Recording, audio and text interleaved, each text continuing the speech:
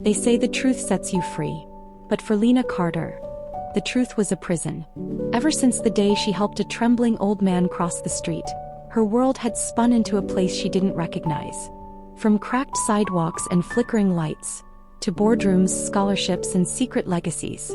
But none of it felt safe anymore, not since the photos appeared.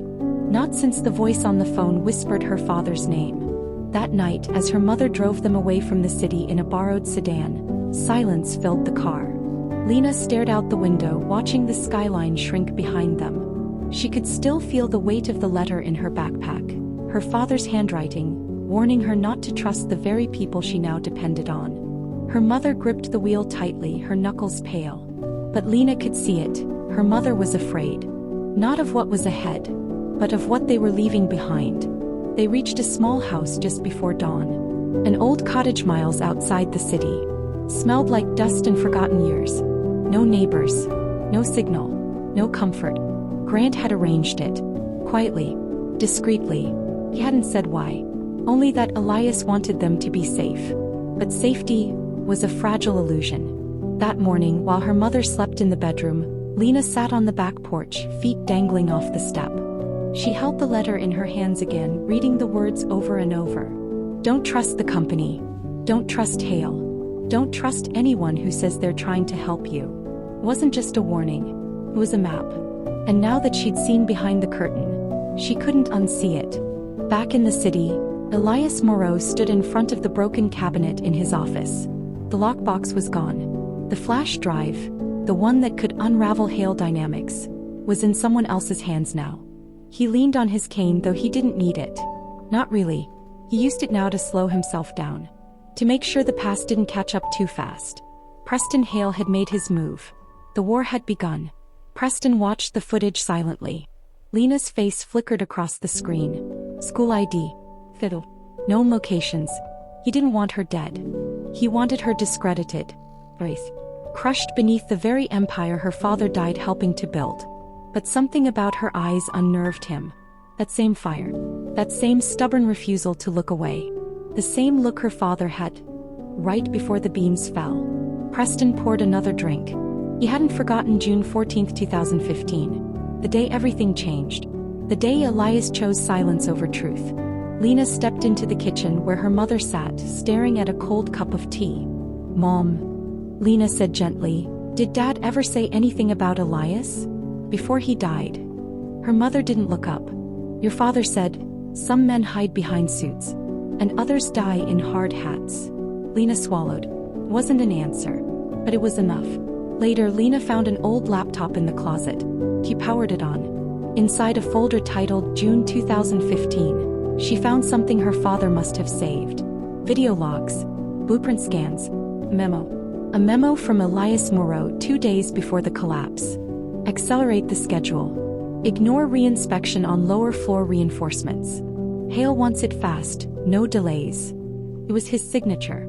Clear as day. Elias hadn't caused her father's death. But he'd allowed it to happen. To protect the company. To protect Hale. That night, Elias stood at his fireplace. He held the original memo in his hand, watching the flames curl and crackle. But guilt doesn't burn. Hale Dynamics began to unravel. Internal audits flagged decades-old inconsistencies. Anonymous tips flooded the media, but none of it pointed to Hale. Pointed to Elias. Someone was framing him. Preston's fingerprints were nowhere. He was no longer the man in the spotlight. He was the one behind the curtain. And Elias? He was the fall guy. A black SUV appeared near the cottage. Lina saw it first. He didn't scream. He didn't panic. She grabbed her backpack, stuffed the laptop inside, and ran. Her mother chased after her, confused and breathless. Lina, where are you going? To finish this, she said. She boarded a train back to the city the next morning. Alone. Elias waited for her in his office. She saw him before she knocked. You know, Lina said. He nodded. I should have told you. Why didn't you? Because I thought saving you would make up for what I let happen to him. You don't get to decide that, she whispered. Then she pulled out the flash drive. I'm going public. Elias closed his eyes. Then I'll stand beside you. No, Lina replied. You'll stand down. She left without another word. The next morning, the video went viral. 10-year-old girl exposes collapse scandal. CEO Preston Hale implicated by foreman's dying message. Public outcry demands Hale's resignation. But Preston didn't flinch. He only smiled. "She thinks she's won," he whispered. Then he opened a briefcase. Inside, a contract and a birth certificate. The name on it wasn't Lina Carter. It was Amelia Hart. And that was the real lie. She wasn't just a symbol. She was the key. Amelia Hart, daughter of Aaron Hart and Andrea Carter. Born under secrecy in a Hale-run clinic. Hidden in plain sight. Preston Hale wasn't after revenge anymore. He was after the legacy. Back at the cottage, Grant handed Lina a file. Inside, a photo of her mother, pregnant, escorted by Hale security. Another of her father in a hard hat, pointing at a sealed floor. And one of Elias Moreau, walking away. "She wasn't just running," Grant said. "She was hiding you. From both of them." "Elias knew," Lina whispered. Grant nodded. "He signed the transfer order. Preston funded it. Elias authorized it." Lina found Elias in a nursing home. He didn't look powerful. He looked haunted. "Why?" she asked. "Because your father wouldn't back down," Elias said. "He wanted to unionize." He was right. Preston wanted him gone. "You let it happen. You watched it happen. I was afraid of losing everything I built." You don't make up for a life by giving someone a scholarship. He didn't argue. He walked away. At a press conference, Preston re-emerged. The Hale Legacy Initiative. "For young leaders," he said, inspired by a brave girl named Lina Carter. Her photo was on the screen. He was rewriting history, erasing guilt, controlling the story. Grant handed her one last file. USB drive. Her father. Recording from the site. "If this is being seen, something went wrong. My name is Aaron Hart. I'm making this for my daughter, Amelia. If anything happens to me, don't let my death become their profit." Lina took it straight to the newsroom.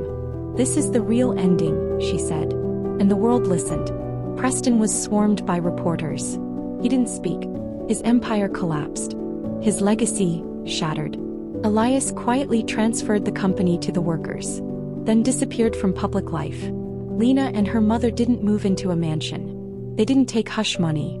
They opened the Hart Foundation, a center for kids like Lina, for voices like her father's.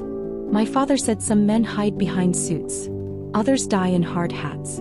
I say this, never let anyone tell you your kindness is weakness, because kindness is how revolutions start. And the truth never dies. It just waits for someone brave enough to bring it home." The camera fades to black. But just before it cuts, a door creaks open. A young man in a dark coat steps into a storage room. He holds a folder marked, Project Revival. He flips a switch. And somewhere deep in the shadows, the Hale name breathes again. They thought it was over. But empires never die. They just change names. Are you thrilled with this story? Subscribe to this YouTube channel for more true crime stories.